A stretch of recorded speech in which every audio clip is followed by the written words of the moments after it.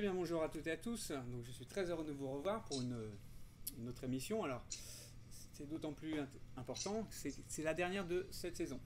Donc, on se reverra après au mois de septembre. J'en reparlerai à la fin. Alors, avant de commencer, est-ce que tout le monde m'entend bien? Déjà, ça c'est la première des choses parce que c'est vrai que souvent on me reprochait d'avoir le son qui n'était pas forcément très fort. Donc, dites-moi. Voilà, vous avez le chat et vous pouvez me répondre. Il n'y a aucun souci. Alors, comme vous savez maintenant, l'objectif donc de cette chaîne, c'est de partager, partager et partager. Des mêmes points de vue, bien sûr, mais aussi des points de vue différents. Et c'est important parce que c'est avec cela qu'on avance. Voilà, on peut faire tout ça, partager des points de vue différents, tout ça dans un profond respect et d'empathie vis-à-vis de chacun. Alors, n'hésitez pas à mettre des likes aussi, parce que c'est ce qui permet justement de se faire connaître, parce que je pense que ce serait intéressant que voilà, on puisse partager avec le plus grand nombre de personnes. Et puis aussi de cliquer sur la petite cloche qui est en bas à droite pour vous abonner. Comme ça, quand il y aura des directs, bah, vous serez directement informé. Alors, je vous rappelle aussi qu'il y a le site aiguillenscène.com dans lequel vous pouvez regarder donc les replays directement. Et puis aussi sur Facebook et Instagram, voilà, je poste en fin de compte voilà, tout ce qui se passe sur la chaîne. Vous pouvez aussi participer donc à l'émission via le chat qui est à vos dispositions donc pour poser tous vos commentaires et puis bien sûr questions. Et donc on va commencer. Et aujourd'hui donc j'ai le grand plaisir d'accueillir Baptiste Lecloirec qui est artiste-interprète, chorégraphe et qui a également aussi son diplôme d'État. Alors Baptiste, bonjour. Bonjour. Alors, est-ce que tu peux, alors, dans un premier temps, peut-être, est-ce que tu peux te présenter succinctement, et puis après, on va commencer. Ok. Bah, brièvement, moi c'est Baptiste Lecloirec, donc je suis breton, je peux pas mentir avec mon nom. Je suis originaire de Vannes.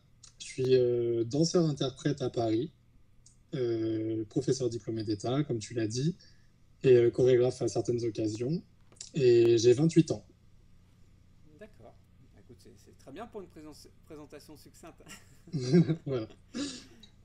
Alors, juste une chose pour ceux qui ont écouté donc l'émission hier, on a parlé donc de la danse amateur et puis la possibilité d'offrir justement à des éventuels danseurs ou danseuses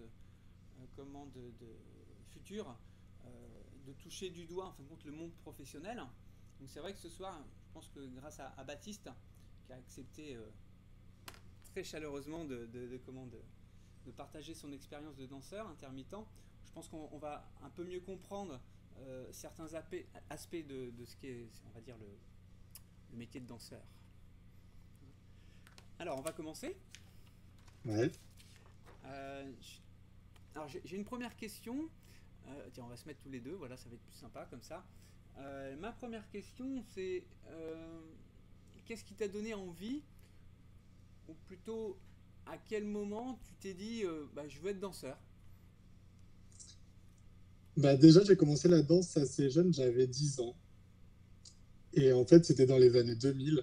Et j'ai été victime de la période Star Academy, Laurie, Jennifer, Popstar, tout ça, du coup. Et ma mère, voyant ça, m'a dit, mais tu veux pas faire de la danse? Donc j'ai dit, bah pourquoi pas? Et j'ai commencé aussi le théâtre, le chant en même temps, quasiment. Donc j'étais déjà très intéressé par tout ce qui était spectacle.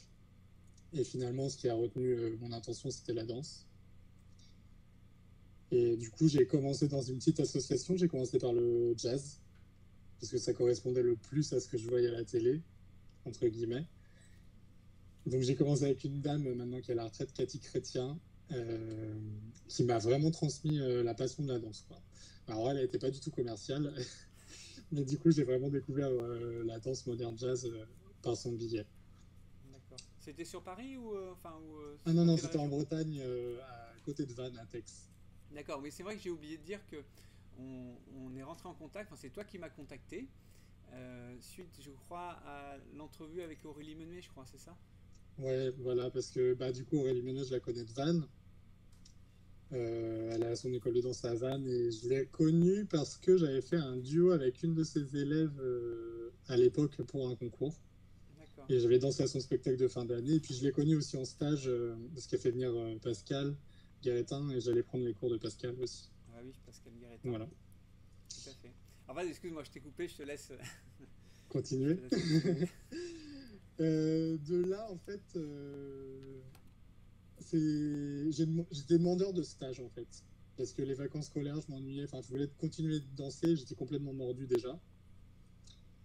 Et bah, justement, je crois que le premier stage que j'ai fait, c'était avec les rencontres de la danse du Morbihan à l'époque. Je sais pas qui organisait ça, mais c'était avec Pascal Guéretin. Donc, si elle regarde le live, ça va lui donner un petit coup de vieux, je pense. Parce que j'avais 11 ans, peut-être 11 ans ou 12 ans. Ah oui, d'accord. J'avais fait aussi Cesson Sévigné la même année avec Patrice Valero et Anne-Marie Porras. C'est assez drôle parce qu'après, je rejoins Anne-Marie Porras dans mon parcours. Enfin, on va y venir. Et la scène Ahmed. Ah oui, la scène, tout à fait. Et du coup, la scène bah, avait eu un petit truc chez moi et m'avait dit que si je voulais vraiment évoluer, il fallait que je commence la danse classique. Voilà. Et moi, j'ai suivi ses conseils. Ma professeure, c'était une petite association, donc elle proposait pas de cours de classique. Je pouvais faire qu'1 heure par semaine. Donc là, j'ai changé d'école. Je suis allé dans une école privée à Vannes, chez Martine Giquello. D'accord, tout à Donc fait. là, j'ai commencé le classique avec Martine et j'avais Julie Lamoureux en jazz et Alexandra Keriwell en contemporain. Donc, j'ai multiplié les heures de danse au fur et à mesure. Je suis rentré dans la petite compagnie de l'école en fait très rapidement et c'est la scène qui nous faisait nos créations pour les concours. Donc déjà, c'était une super expérience de travailler avec un chorégraphe, pouvoir défendre sa matière sur scène, etc. En étant ado, quoi. Oui, tout à fait. Et on a eu l'occasion aussi de faire des belles expériences. On a fait un voyage à New York qui m'a marqué. On a fait une semaine de stage à Alvin Ailey. Enfin, c'est des expériences incroyables quoi, Ouais, ça quand c'est t'es clair. ado. Ça c'est clair. Je pense que c'est des adolescents, ça, je pense que oui, ça marque à, enfin, oui, ça marque à vie. Enfin, je pense que Ouais. c'est des souvenirs, tout à fait. Et puis à l'époque, c'était peut-être pas autant accessible que maintenant. Maintenant, les gens voyagent un peu plus, mais c'était déjà il y a en 2008, je crois. Donc, tu vois. Oui, Et oui, donc, c'est c'était vrai. un peu le rêve américain, les grands studios, les cours en anglais. C'était des paysans, quoi. Et en plus, on perfectionne son anglais comme ça. Ouais, il était pas très bon en plus. Et bah, j'étais aussi mordu à côté, je prenais des stages partout. J'allais ouais, au stage de Cesson Sévigné, Zigzag, Colombe, Vichy. J'étais complètement mordu. Et bah, je prenais les grands professeurs que tout le monde prenait, enfin Corinne Lancel, Bruce Taylor, James Carles, Wayne Barbast, Ouais. Patrice Valero, Alain Grutadoria. Alain Grutadoria qui après sera tuteur pédagogique pour mon DE d'ailleurs. Ah oui, d'accord. Ok. Ouais. Enfin voilà, tous ces professeurs-là. Et puis forcément arrive mon bac, donc j'ai fait un bac littéraire. Et c'était une évidence pour moi, je voulais faire danseur et pas autre chose. Hmm. Donc forcément là, je me suis orienté vers des écoles de danse professionnelles. Et j'ai rencontré beaucoup de monde justement en faisant des stages nationaux comme ça. Tu rencontres des professeurs, des danseurs, tu t'informes. Et ça m'a amené à Anne-Marie Porras parce que c'était une école de garçons déjà. C'était réputé pour être une école de garçons. Ah oui, tiens. Merci. Et qui proposait un cursus danseur-interprète. Et finalement, à l'époque, il y avait moins de formation de danseur-interprète. Il y avait beaucoup de formation du diplôme d'État, mais pas de danseur. Et moi, je voulais vraiment danser. Et puis Montpellier, le soleil, tout ça aussi. Oui, oui, c'est vrai que c'est pas mal. Donc voilà, c'était un cadre de vie assez pas mal. Oui, puis c'est très dynamique, hein, Montpellier. Enfin, je veux dire, c'est une ville Oui. qui bouge énormément, quoi. Et donc, après mon bac, je suis directement parti chez Anne-Marie Coras, donc dans la formation de danseur-interprète. Et Anne-Marie, bah, ça a été une révélation. Enfin, je l'avais eu tout petit, donc un de mes premiers stages, mais je l'avais pas re-eu depuis. Et Anne-Marie, elle a complètement marqué mon chemin de vie, quoi. Enfin, ces chemins d'ailleurs de danse restent en moi encore aujourd'hui. Pourtant, j'en ai pris des cours et des cours depuis, et c'est vraiment les chemins d'Anne-Marie qui restent en moi. Pour moi, c'est vraiment une poète de la danse. Elle a une pédagogie hors norme. Elle amène dans un élan de la danse, dans l'énergie. C'est assez particulier. C'est vrai que Et Anne-Marie Porras, enfin, le souvenir, moi, que j'en ai, c'est vrai il y a la danse, bien sûr, mais je sais qu'elle fait beaucoup de choses, enfin, enfin, qu'elle apporte dans sa danse, dans cette qualité de danse, un peu comme du qigong ou Tai Chi, les tai chi, et je trouve que ça apporte une appréhension du mouvement qui est, euh, qui est un peu différente, c'est-à-dire parce que c'est vrai que bon, en jazz on est quand même dans des attaques, mais en même temps elle a cette rondeur et cette relation à la respiration on va dire, au côté organique qui est vraiment très spécifique à elle, je trouve. Enfin voilà, moi c'est une petite oui, aparté. voilà, c'est vraiment ça. Enfin, c'est très spécifique. Même quand on passait la pédale, elle nous disait toujours le mouvement, il vient de la sensation de ce que tu ressens. Donc, c'est d'abord trouve la sensation avant de donner la musique à ton musicien. Elle Ouais. travaille vraiment sur la sensation et c'est vrai qu'il y a un côté plus moderne. Enfin, elle est assez moderne quand même. Oui, tout à fait. Elle était assez précurseur du mouvement moderne jazz en France très rapidement. Et donc, j'ai suivi cette formation danseur-interprète. J'avais Rudy Bryans en classique, donc je continue le classique. C'était moins rigolo. Enfin, si, on rigolait bien, mais c'était un peu. Il était un peu dur, mais on rigolait bien quand même. Et donc, cette formation, j'en suis très content de danseur-interprète. On a eu plein d'intervenants. On a eu Christina Cid, Corinne Lancel, des danseurs de Frèche Loca, Geoffrey Schechter. Enfin, c'était assez une bonne formation. Et j'avais des amis qui passaient l'EAT en parallèle. Et moi, je me suis dit, bah, pourquoi pas. Donc, j'ai passé mon EAT en candidat libre et je l'ai eu.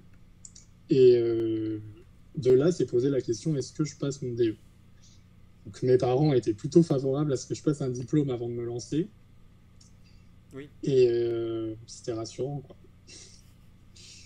Oui, justement, enfin, juste comment tes parents, enfin quand tu leur dis bah, je vais être danseur, euh, ils n'étaient pas trop inquiets ou enfin je sais pas le fait que tu choisisses ce métier de danseur comme ça, enfin comment ils ont pris ça au départ quoi. Bah, mes parents, ils m'ont toujours soutenu, mais parce que dans la famille, mon cousin est comédien, il a 10 ans de plus que moi, et il a un peu essuyé les plâtres de la famille, je pense. Ah Du oui, coup, moi, je d'accord, suis passé un peu tranquille derrière, quoi. d'accord. Donc, ils m'ont toujours soutenu là-dessus. J'ai eu de la chance, ça m'a pas posé problème, ils m'ont toujours vraiment soutenu. Oui, donc c'était pas inconnu en fin de compte.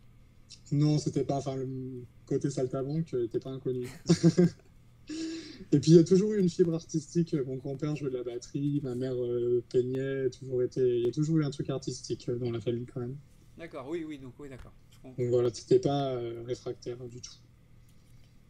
Et du coup, oui, c'est posé la question du diplôme d'État. Et en fait, quand je suis arrivé à FC Danse aussi, j'ai connu Anne-Laure Giroux, donc, qui était professeur de jazz à FC Danse, et c'était aussi la prof de pédagogie. Et là, c'était une révélation pour moi aussi. Ça a vraiment été un coup de cœur. C'est-à-dire que j'ai pris ses cours et je me suis dit, mais tout ce qu'elle m'apporte, j'ai envie de le transmettre. Donc, vraiment, là, j'ai eu un déclic de me dire, l'enseignement, ça me parle, quoi.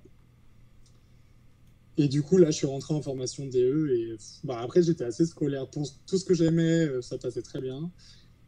Et du coup, ça s'est passé très bien, mon DE. Bah, c'était quand même des remises en question, etc. Mais c'était vraiment très enrichissant. Enfin, je me rappelle de cette année comme une année hyper enrichissante de remise en question. Mais je prenais toutes les informations que je pouvais, je m'enrichissais avec. J'avais Françoise Texier aussi en pédagogie enfant qui était incroyable, qui a fait partie des gens qui ont mis en place le DE, et Dominique Pro en analyse fonctionnelle du mouvement dansé. Ça aussi, ça m'a vraiment beaucoup plu, l'analyse fonctionnelle du mouvement. Et Jean-Luc Bacot pour la musique. D'accord. Donc, voilà. Donc j'ai eu mon DE assez tôt, hein. J'ai eu mon DE à 20 ans, en 2012. Et D'accord. bah, après, j'en avais la chance que justement Anne-Marie veut absolument qu'on continue de danser quand on passe cet examen. Enfin, m'envoyer encore sur scène, c'était un peu sport, mais on dansait énormément. J'avais même beaucoup de cours encore pratiques. Parce que dans beaucoup de centres, quand on passe le DE, ça devient beaucoup plus théorique, mais là, elle nous lançait vraiment dans la danse, quoi. Ah oui, d'accord. Oui. Oui, ça c'est bien parce que c'est vrai que quand on est dans la théorie, euh, enfin, je sais, enfin, on va dire le comment. J'en discutais justement avec une personne qui sont en train de revoir un peu enfin, réaménager un peu certaines choses vis-à-vis du diplôme d'État.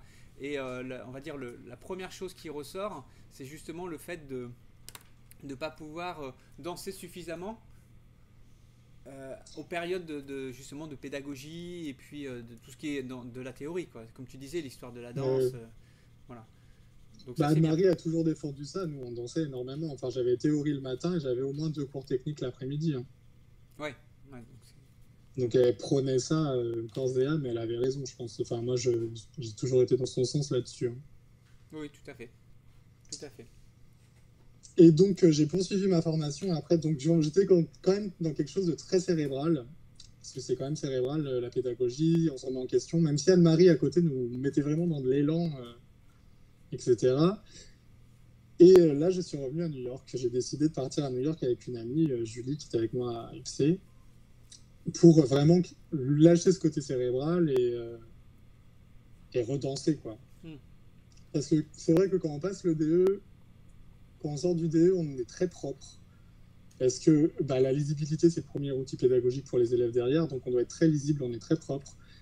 Et on perd un peu la fougue, parce qu'on est tellement dans le cerveau que voilà, on perd un peu la prise de risque, etc., je trouve. Et j'avais besoin de retrouver ces sensations. Et puis bon, j'avais toujours ce petit côté rêve américain, comme je l'ai dit, j'étais allé à Alvin Ailey, etc. Et donc de là, je suis parti à New York directement après le DE, en janvier, et j'ai été accepté à Perry Dance Capezio Center, donc une très bonne école sur Manhattan. J'ai continué à prendre on avait un programme intensif, en fait, donc on prenait beaucoup de cours. L'avantage d'avoir le DE, c'est qu'on a pu faire un tri dans tout ça, parce qu'à New York, c'est vrai qu'il y a un peu de tout et n'importe quoi, au niveau de la pédagogie, mais du coup, on a pu vraiment s'axer sur des cours de qualité.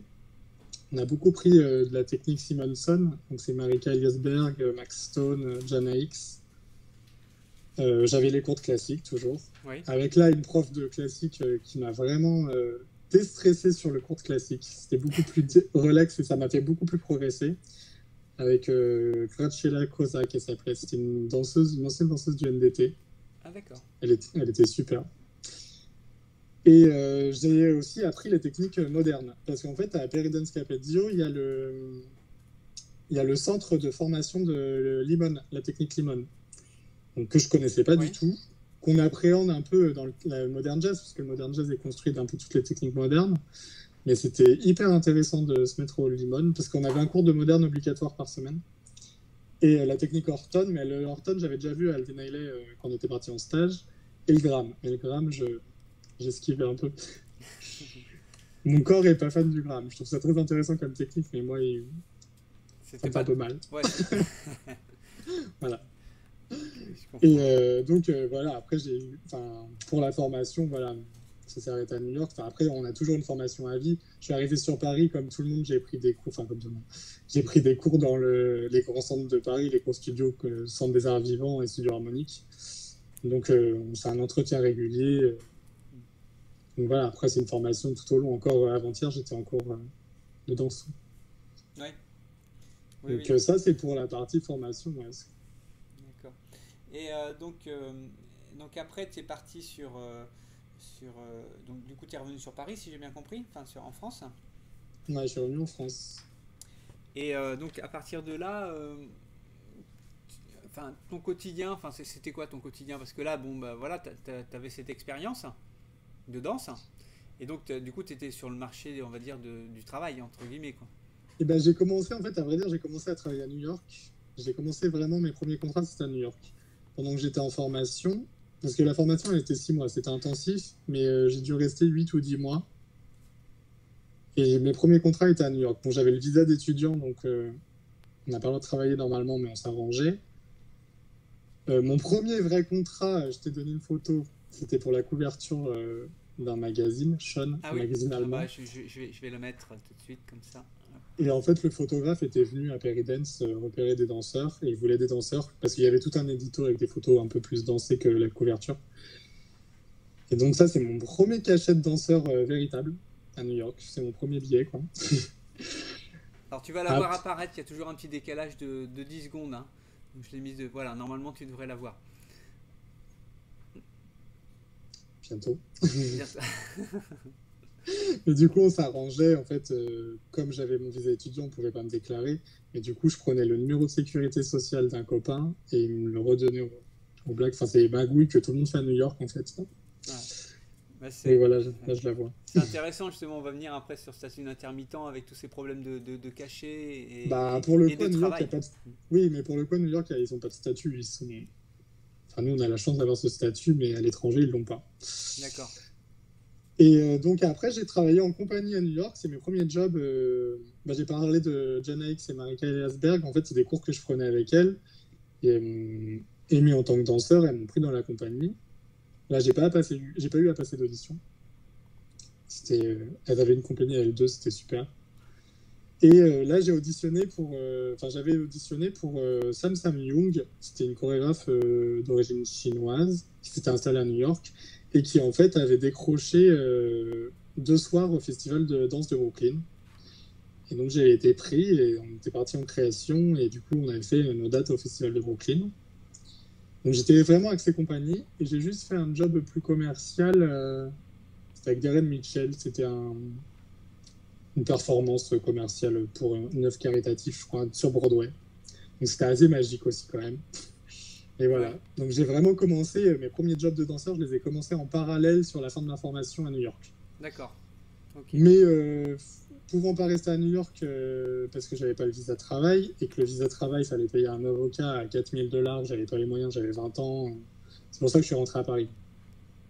Oui, je comprends. Ouais, tout à fait. Et donc, du coup, sur Paris, alors, qu'est-ce que tu as fait de. Enfin, Alors je me voilà. suis installé à Paris, ouais, je me suis mis en coloc avec une danseuse vantaise d'ailleurs, Maureen Moutou. Peut-être tu connais sa mère, Dominique Moutou, peut-être. Oui, tout à fait, Dominique Moutou, oui, tout à fait. Donc on s'est mis entre bretons, on a trouvé un appart, c'était pas tâche facile à Paris.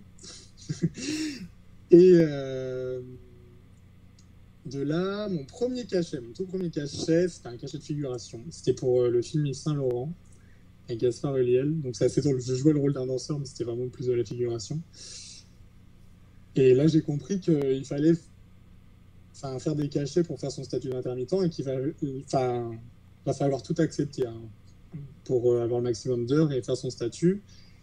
Des trucs plus épanouissants comme moins épanouissants, comme de la figuration. Mais après, moi, c'était une super expérience. Enfin, c'était plus une scène très intimiste avec Gaspard Ulliel et Assegou. Enfin, on était 2 figurants, c'était assez hallucinant. Donc moi, je découvrais un tournage, donc je le prenais pas du tout comme quelque chose de second plan, quoi. Et après, j'ai auditionné pour Disneyland Paris. Ils avaient un projet, un gros spectacle pour le printemps, pour Spring. Et c'était Mary Poppins. Et ça, c'est vraiment mon premier contrat sur un long terme. Enfin, long terme, c'était. Parce que nous, les intermittents, ce qu'on appelle long terme, c'est pas le long terme du commun des mortels, je pense. Oui, c'est pas, oui, tout à fait. Mais c'était un contrat de 3 mois, je crois. Le chorégraphe, c'était Martin Eliasberg, donc très jazz. Lui, il vient de la comédie musicale.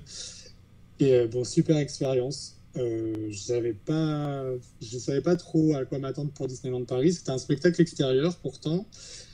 Et puis j'ai découvert tout le côté commercial, le côté acting. Enfin, ça m'a formé.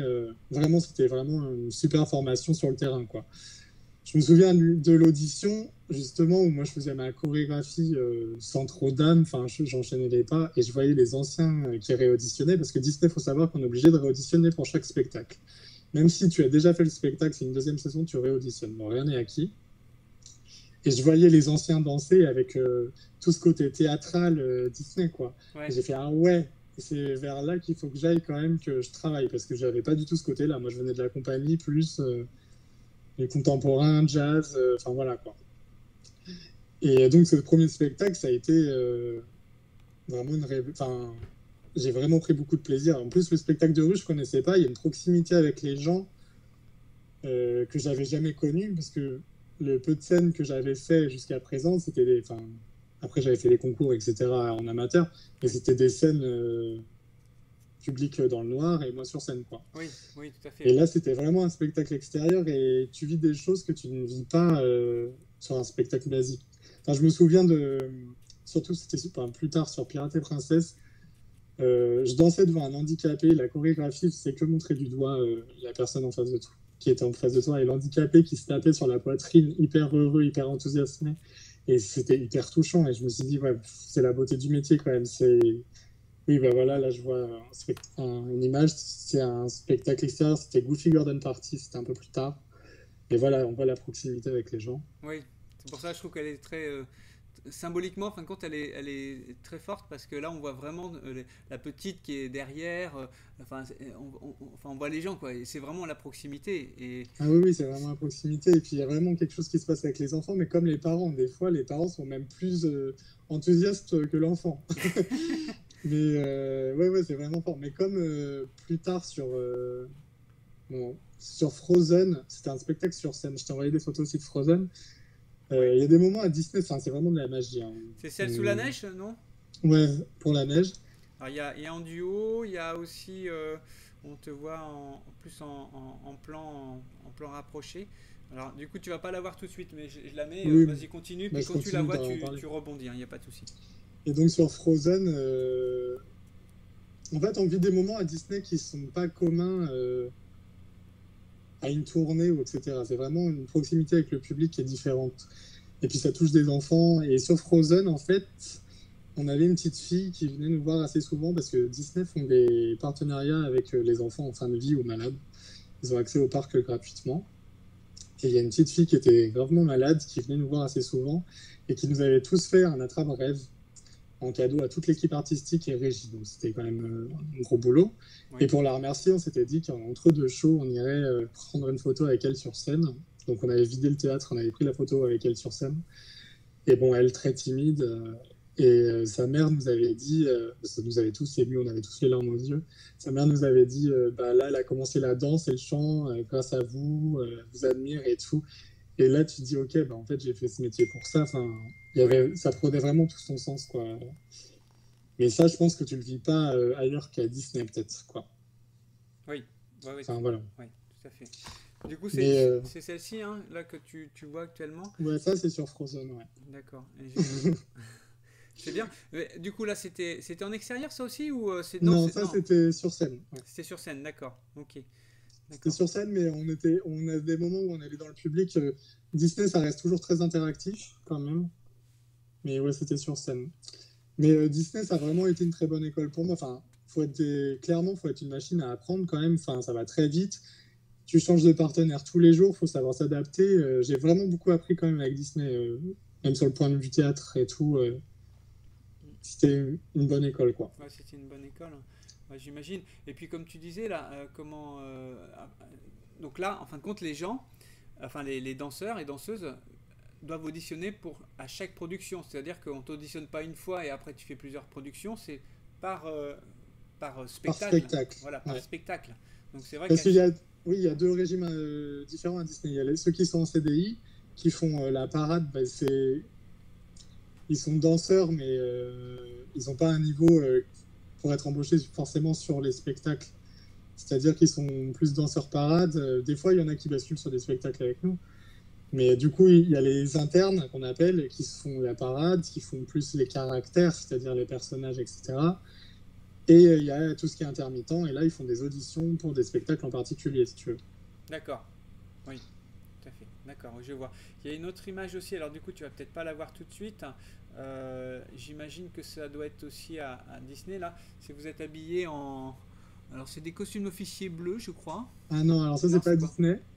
Ah, Ça, c'était pour les Galeries Lafayette. C'est de l'événementiel, ça. C'était un contrat qui a duré 2 mois. En fait, on dansait pour les Galeries Lafayette qui voulaient dynamiser le quartier pour Noël. Bon, ça a été un contrat assez court pour nous. En fait, enfin, il était court. On avait peut-être 12 dates de prévues et c'est tombé pendant les Gilets jaunes. ah oui. Donc, on n'en a pas fait 12, on a dû en faire 2. Mais bon, le bon côté, c'est qu'on avait signé les contrats, qu'on a été payé. Donc, c'était le contrat le plus rentable de l'histoire. Ouais, j'imagine. Oui, bah Mais oui, ouais, ça, d'accord. c'était pour les Galeries Lafayette, parce que. Donc, ça, c'est de l'événementiel pur, tu vois. Ouais, ouais, tout à fait, ouais. Ouais, ouais. Et ouais, d'accord. Ok. Et donc, peut-être je reviens à la fin de Disney, Oui, ouais. vas-y, je t'en prie. Excuse-moi. Bah, Disney, après ce premier contrat, donc c'était Spring, Mary Poppins, j'ai auditionné, j'ai fait quelques auditions qui n'ont pas marché, parce que je veux pas dire aussi que j'ai à chaque fois eu le job, quoi. Enfin, c'est pas la réalité, hein. T'effaces plus de non que de oui. Mais très rapidement, quand même, j'ai été pris sur une audition. J'avais auditionné pour la comédie musicale Notre-Dame de Paris. D'accord. Et là, bah, ça a été le plus beau contrat que j'ai eu, clairement. la plus grosse expérience que j'ai eue. Bon, déjà, je peux raconter l'audition de manière anecdotique. Grosse audition, parce que c'est un cast international. Donc peut-être c'était 800 personnes, je pense. Pour des reprises de rôle, un spectacle qui existe déjà, c'est pas une création. Donc il y avait peut-être 4 places, je crois, 3 ou 4 places. Mais ça, tu le sais pas au début, hein, quand tu auditionnes. Tu le découvres à la fin, quand tu es dans les derniers. Et ça a été une audition très physique, très dure. Notre-Dame, c'était un spectacle vraiment physique, puissant. Le chorégraphe, c'est Martine Müller. Et ouais, c'est vraiment un spectacle qui m'a demandé le plus de conditions physiques, je pense. Et donc 4 jours d'audition, des courbatures horribles. Et plus ça va, plus je passais les tours. C'était la première fois que je passais autant de tours, parce que c'était vraiment long comme audition. Et on était plus que 10. Et en fait, ils nous faisaient passer à la fin sur une impro. Et dans le spectacle, il y a un moment qui s'appelle Déchiré. Et c'est des impros. Et moi, je passe qu'une fois sur l'impro et je reste assis sur le côté. Et tout le monde repassait sur les impros et disait toi et toi, toi et toi. Et moi, il ne me rappelait pas. J'étais là, bon, bah, c'est fini, oui, quoi. Mais j'étais content déjà d'être arrivé jusque-là. Je m'étais vraiment donné à fond. Ça me correspondait quand même, mon état de danse. C'était quand même un état de corps jazz. Mais voilà.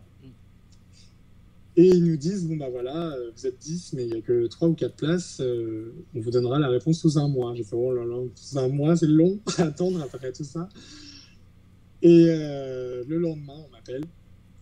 L'assistante de prod qui m'appelle, qui me dit, est-ce que tu es disponible, Baptiste, pour passer lundi au bureau? Je fais, bah oui, mais je lui dis, mais je dois prendre mon jogging. Elle me dit, non, prends pas ton jogging, juste passe au bureau. Je fais, ok, mais je savais pas si j'étais pris, je conscientisais pas du tout le truc. Il m'avait dit réponse sous un mois, donc j'y croyais pas du tout. Et justement, je me vois partir au studio harmonique avec Maureen, prendre le cours de Karl Portal, je me souviendrai toujours. Et il y avait des gens, du coup, des danseurs de l'audition qui prenaient ce cours aussi. Et puis tout le monde parlait de l'audition, comment ça s'était passé. Et puis personne n'avait des nouvelles. Et en fait, je me rends compte que je suis seul à avoir des nouvelles. Je suis vraiment, étrange, quoi. Et Maureen, elle me dit, c'est sûr, t'es pris. Et en fait, c'était quand même pour une tournée à l'international, quoi. Le rêve absolu. Ah bah c'est sûr, ouais, là, oui. Et moi, j'envoie un message, du coup, parce que ça tournait dans ma tête. Il fallait que j'attende 3 jours avant le rendez-vous. Donc, j'envoie un message à l'assistante de prod en disant j'ai pas bien compris, est-ce que je suis pris ou pas? Et elle me répond pas, c'était le week-end. Donc, le lundi, j'arrive au bureau de production sur les Champs-Élysées, les disques d'or et tout. Et je la vois. Elle me dit, ah bah si, je viens de voir ton message. Bah évidemment que t'es pris, enfin, si t'acceptes le contrat. Je tombe dans le fauteuil, j'étais là, mais j'en revenais pas, quoi. Et elle me donne le contrat, tout était en anglais. Je tournais les pages, je signais tout. Ça aurait pu être marqué n'importe quoi, je signais tout. Enfin, j'étais hallucinant. Et du coup, voilà parti sur Notre-Dame. Un mois après, peut-être, on commençait les répètes à Paris pour 3 semaines. On partait pour la Corée, 5 mois en Corée.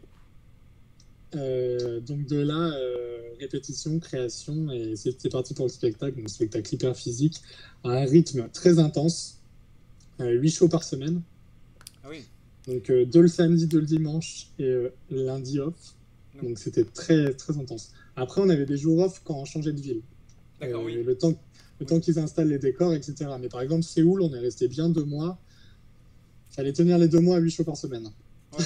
Oui, parce qu'en plus, il y avait des calages horaires, hein. Enfin, peut-être pas forcément entre chaque ville systématiquement, mais je veux dire, d'un pays à un autre. Je veux dire, quand... Ah non, mais on est surtout resté en Corée. Dans un premier temps, on a fait 5 mois à la Corée. Donc là, on a fait beaucoup de villes en Corée. On a dû en faire une 12aine, je pense. Donc là, il n'y avait pas. Enfin, le décalage horaire était là au début, mais très vite, on s'est fait. Oui.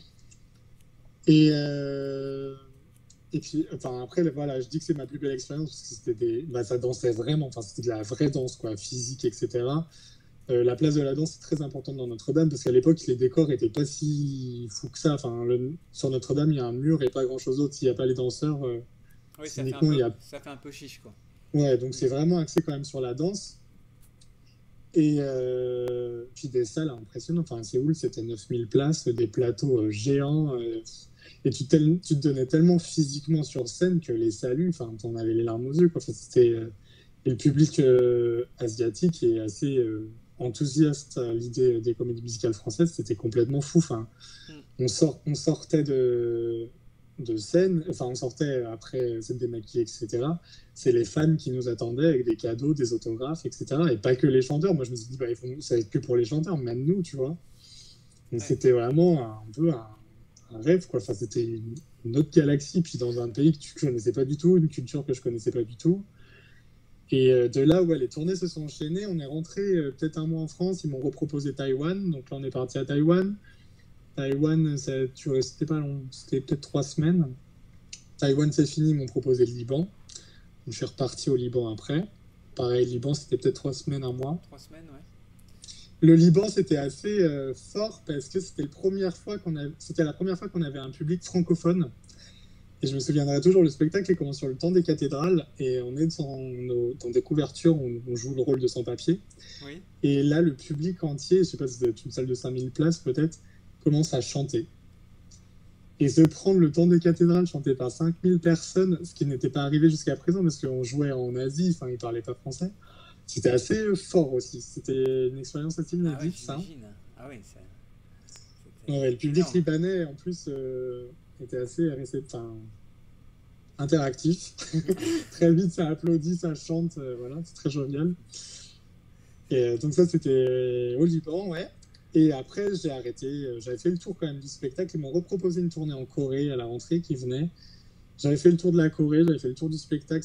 Physiquement, il m'a quand même abîmé, hein, ce spectacle, ce rythme. Enfin, il y avait toujours des blessés. C'est l'expérience, je l'avais vécue, quoi. Le spectacle, j'ai dû le danser peut-être 200 fois, peut-être. Oui. Enfin, au bout d'un moment, j'avais fait le tour. Je comprends. Et j'avais une autre opportunité. En fait, à Disney aussi, c'est ça qui est bien à Disney, c'est que tu te fais un réseau. C'est que tu t'aperçois que c'est assez souvent les mêmes danseurs qui tournent sur les contrats. Et que on se donne des jobs, des castings, etc. Et là, j'avais un plan pour repartir au Liban, et cette fois faire de la télé. J'avais jamais fait de télé. Donc c'était Samy... C'est pas la vidéo là de TV Célébrité Duet? Ouais, voilà. Bah, si tu veux, on peut passer l'extrait et puis on continue. Et je t'en parle après. Okay. Ouais, vas-y. Ça marche? Très bien. Allez, c'est parti. C'est la vie en rose. When you kiss me, heaven sighs, and though I close my eyes, I see la vie en rose. When you press me to your heart, I'm in a world apart. What winds is blue, and when you speak, angels sing from above. Everyday world seems to turn into love song. Voilà, donc un petit extrait que tu nous as. Voilà. Donc c'était ma première expérience télé, ça c'est chorégraphe, je dis son nom quand même, c'est Samy Mouibi. D'accord. Donc l'équipe de danseurs était française, on venait tous de Paris. Et donc on est parti au Liban, donc en fait c'était Celebrity Duet, ce que ça s'appelait. C'était diffusé, c'était MTV la production, donc c'était diffusé dans tout le Moyen-Orient. Pour eux c'est un gros show télé, en fait c'est un peu Danse avec les stars. D'accord. Mais pour les chanteurs. C'est-à-dire que c'est des chanteurs connus qui aident des célébrités, des cuisiniers, des journalistes, leurs stars people, quoi. D'accord. Ok. Et donc, on faisait toute la semaine, on travaillait les chorés, parce qu'on savait à l'avance ce qui allait passer. Et le dimanche soir, on était en live, en fait, en direct. Donc ça, c'était un peu stressant comme expérience, le direct, quand même. Parce que, je découvre. C'est du one shot, quoi. Voilà, c'est du one shot, et puis si tu tombes, quoi. Et ça reste dans le bêtisier, je pense. Tes copains ne vont pas te le rappeler, quoi. Et surtout qu'on a fait des choses un peu inédites. Enfin, tu vas danser dans de la fumée sur des plateaux télé, il y a des marches partout, sur des balançoires géantes qui montent, des trucs un peu ouf. Ouais, puis le temps de répétition que vous aviez n'était pas forcément. Ah ouais, on avait une semaine pour monter grosso modo 5 à 6 tableaux, quoi. Ouais, c'est ça. Ouais, donc c'est pas forcément. C'est pas non plus un temps de malade, quoi, pour pouvoir. Ouais, c'était pas un temps de malade.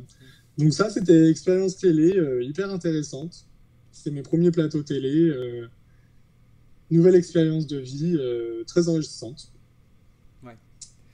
Et au Liban, pareil, une nouvelle culture, même si j'étais déjà allé avec Notre-Dame, on était resté 3 semaines, je pense. Là, j'y suis resté plus longtemps, 2-3 mois. Donc voilà. Après le Liban, je suis retourné sur Paris, du coup, hein, forcément. J'ai repris des spectacles à Disney. Euh, ouais, j'ai repris des spectacles à Disney, donc les photos qu'on a vues, Frozen, Goofy Garden Party, Pirates et Princesse.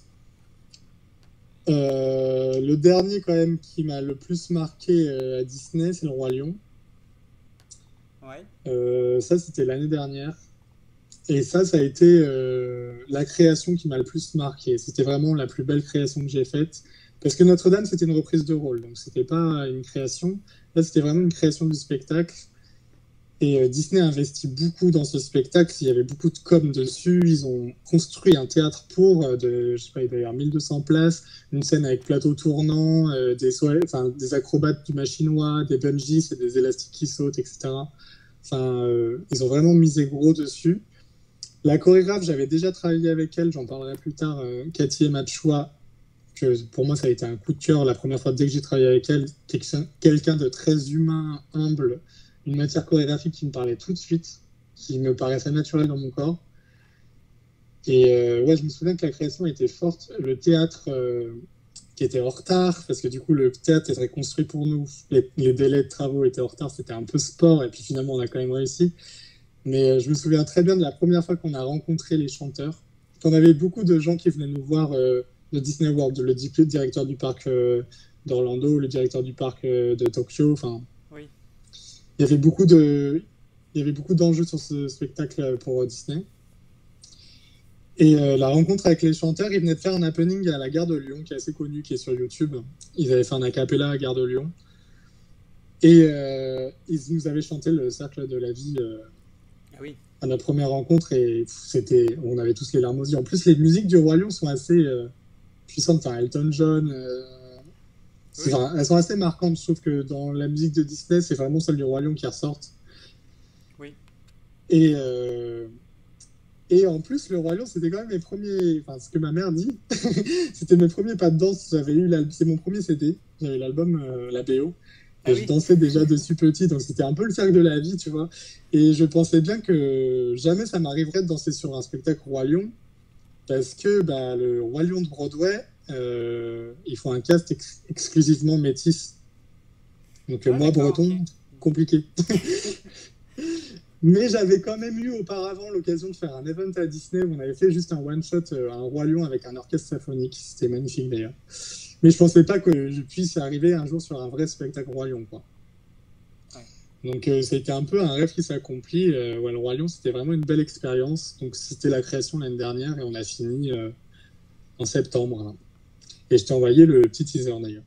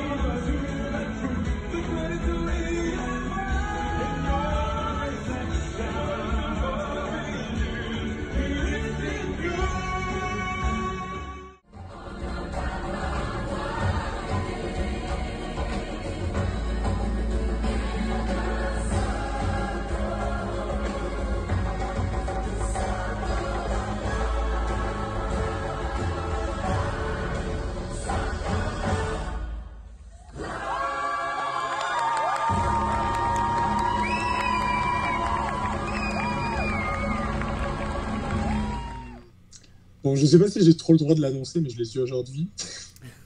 Mais le Roi Lion que je vais reprendre cet été. D'accord. Donc Disney réouvre mi-juillet. Après, je peux pas dire quand ça reprend, mais je reprends très rapidement les répètes là. Donc c'était inattendu. Donc très content de retravailler et rebasculer sur ce spectacle qui était vraiment fort. Oui, ouais, j'imagine que ouais. Et comment. Parce qu'il y a aussi, tu as fait de la publicité aussi. Et oui, alors justement, la chorégraphe du Roi Lion, c'est la chorégraphe des publicités. Donc je l'ai connue sur les publicités. Donc les publicités, ça a été du casting pur et dur. La première, c'était pour le CAB. c'était une application pour des taxis. Bon, c'est très parisien, ça. C'était diffusé surtout dans les cinémas, on est un peu passé sur TF1. Mais voilà, c'était ma première expérience pub, un tournage. Et c'est là que j'ai découvert Cathy, que j'ai vraiment eu mon coup de cœur pour cette chorégraphe. Et la deuxième pub, c'était La Boulangère, qui a beaucoup plus été diffusée. C'était diffusé sur toutes les chaînes. Bon, après, quand on t'appelle pour te dire bon, c'est bon, t'es pris, c'est une pub pour La Boulangère, tu t'imagines tout de suite avec une toque de cuisinier, une baguette sous le bras. J'étais là, ouais. Et puis bon, finalement, bah, tu pourras la passer juste après. Ah bah oui, c'est parti. Alors, du coup, j'ai été obligé de couper la fin. Parce que tu sais, comme c'est de la publicité, voilà. Ouais, pas de souci.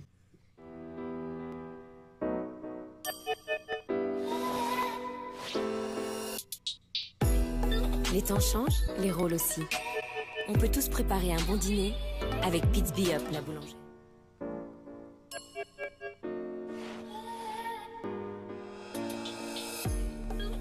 Les temps changent, les rôles aussi. On peut tous préparer un bon petit déjeuner avec la brioche tressée. Voilà, j'ai coupé comme je pouvais. Donc oui, tu viens en décalage, je suis désolé, mais c'est le principe du truc, c'est qu'il y a toujours un petit décalage de 10 secondes, quoi. Donc ouais, comment ça s'est passé un petit peu comment ce casting, en fin de compte, parce que c'est comme ça, comment on fait? Parce que je sais qu'il y a des jeunes danseuses, quand je leur ai dit voilà, que j'allais t'interviewer, qui voulaient savoir un petit peu, un peu comment ça se passait, justement, comment on était casté pour des publicités, voilà, enfin, tout ce... Alors, pour la première pub, le cab, j'ai casté par annonce que j'ai vue. En fait, souvent pour les publicités, on est casté par agence. Il y a des agences de publicité où on est référencé, donc il faut avoir un book photo. D'accord. Donc souvent c'est par agence et les agences nous envoient sur des pubs, enfin sur des castings pubs. Donc la première, j'avais passé un casting, ouais, je crois. Et la deuxième, par contre, c'est Cathy qui m'a contacté, il me semble, comme j'avais déjà travaillé avec elle, elle a proposé mon profil et mon profil a été validé. D'accord, ok. Donc c'est comme ça que ça s'est passé, ouais. Donc ça, c'était pour les expériences. C'était ma première expérience pub. Alors c'est assez drôle, la première diffusion, je me souviens toujours. J'étais à une générale d'un spectacle. Enfin, le spectacle de Laurence Autrey, d'ailleurs. Ah oui. Professeur Raven. Que j'avais fait une créa pour elle. Du coup, j'étais à sa générale et je suis inondé de messages. Et je ne savais pas quand la pub était diffusée pour la première fois. Et là, mon portable qui vibre. Et elle était passée juste avant le JT de TF1, un truc comme ça.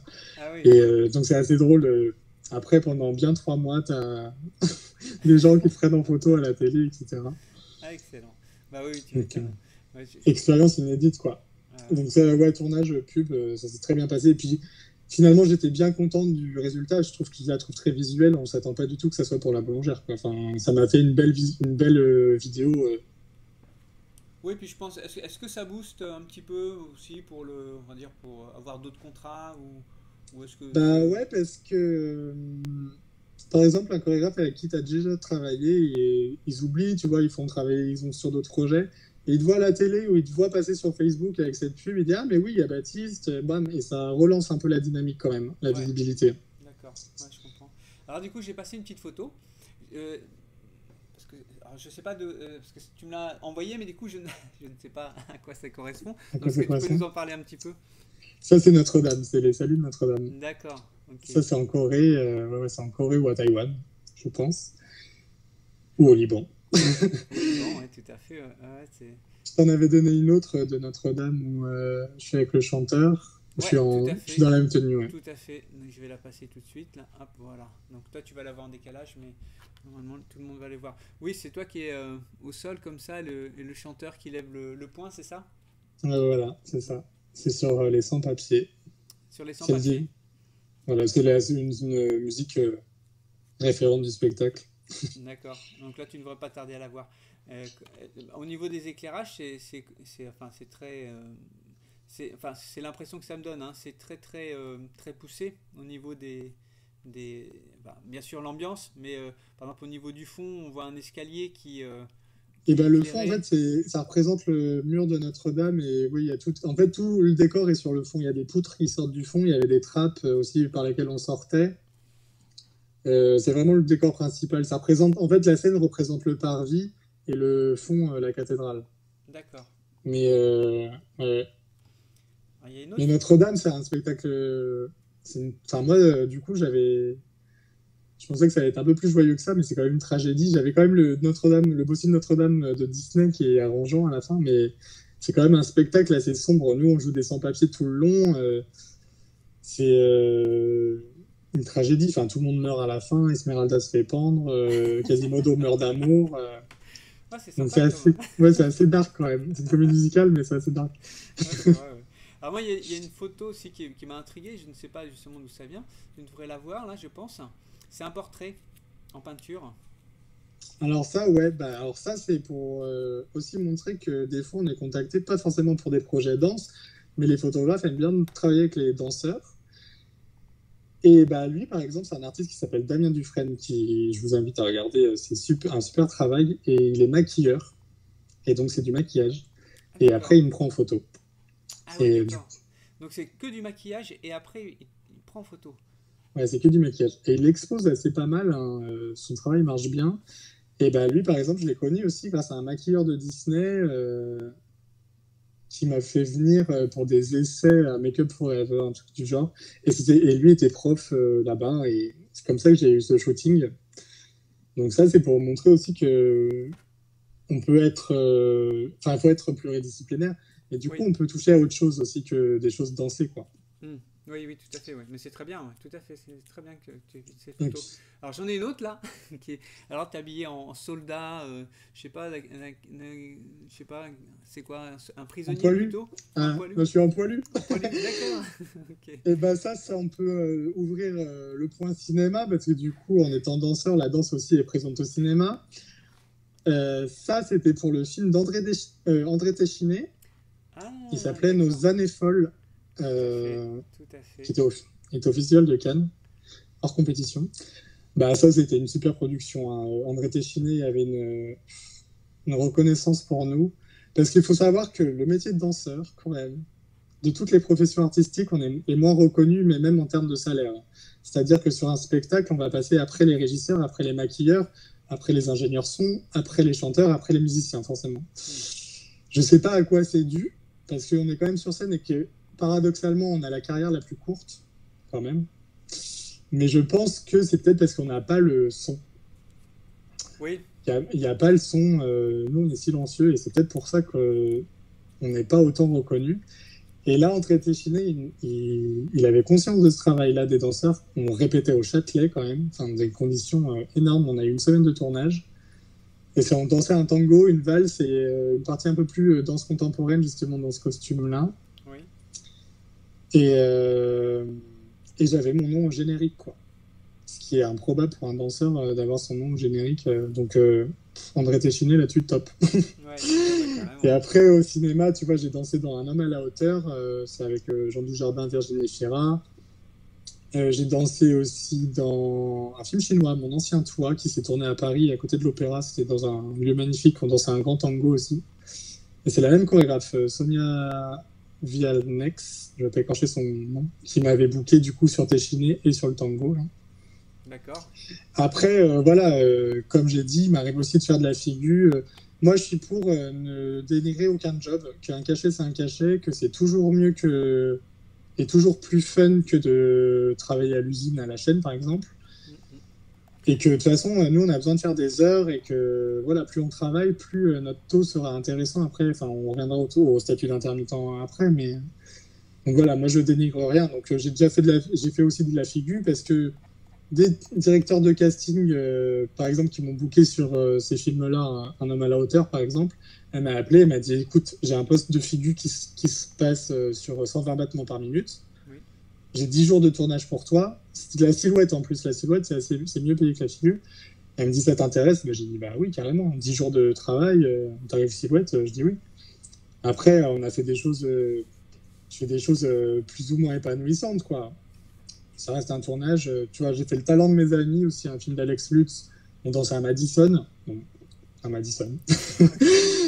J'ai fait de la figure pour Fais pas ci, fais pas ça. Un film qui s'appelait Ton de chien. Enfin, ça arrive pas mal. Et d'ailleurs, je peux rejoindre, du coup, t'en parlais avec Aurélie Menuet. N'oubliez pas les paroles. Oui, tout à fait. Ouais. Bah, n'oubliez pas les paroles, clairement, on va pas dire que c'est le job le plus épanouissant dans ma carrière. Mais je suis avec mes potes, on bouge sur de la musique. Nagui est hyper reconnaissant vers les intermittents, nous fait bosser. Emploi des intermittents, c'est quand même une chance extraordinaire. Je dénigrerai jamais le fait que je danse à N'oubliez pas les paroles, même si, ok, c'est pas le job le plus intéressant que j'ai fait, mais c'est du job. Et je préfère ça que rester chez moi et être au chômage, quoi. Enfin, c'est toujours plus intéressant d'aller tourner. Et il y en a qui dénigrent ça, hein. Il y en a qui disent ah, moi je vais pas faire ça, etc. Sauf que là, par exemple, dès que le déconfinement est arrivé, le seul truc qui a repris en premier, N'oubliez pas les paroles. Oui.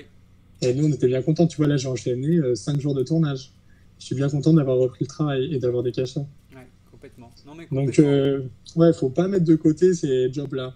Mais je pense que de toute façon, comme tu dis, je pense que bien sûr, on a des spécialités dans dans ce qu'on est en tant que danseur, des choses qu'on préfère faire, et puis où on sait qu'on va exceller, et d'autres qu'on connaît bien, qu'on peut faire très bien, effectivement qu'on va peut-être mettre un peu plus de côté, mais qu'on assure quand même. Et la notion de polyvalence, elle est super importante parce que c'est ce qui permet justement de pouvoir, parce que faut pas se leurrer, effectivement, sauf effectivement si on a des cachets à 25 000 euros comment à chaque fois et qu'on en fait 3 dans l'année et puis voilà, c'est bon, on est tranquille.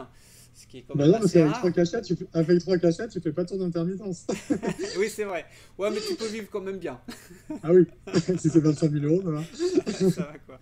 Je veux dire, voilà, enfin, la réalité du terrain, elle est là quand même. C'est-à-dire que déjà au niveau de la danse jazz, je veux dire, c'est vrai que c'est pas forcément évident de pouvoir vivre uniquement dans des travails de compagnie parce qu'on connaît bien toute la précarité par rapport à des alors surtout maintenant avec la crise sanitaire, là je pense que ça va être encore plus précaire et que tout cet aspect que comme tu disais certains peuvent dénigrer, je pense que heureusement qu'il est là aussi parce que c'est ce qui permet de t'épanouir aussi, parce que je pense qu'on peut très bien s'épanouir. Alors forcément, n'oubliez pas les paroles, on s'épanouit d'une autre façon, parce que là, comme tu disais, on est avec des amis en même temps, et puis on profite.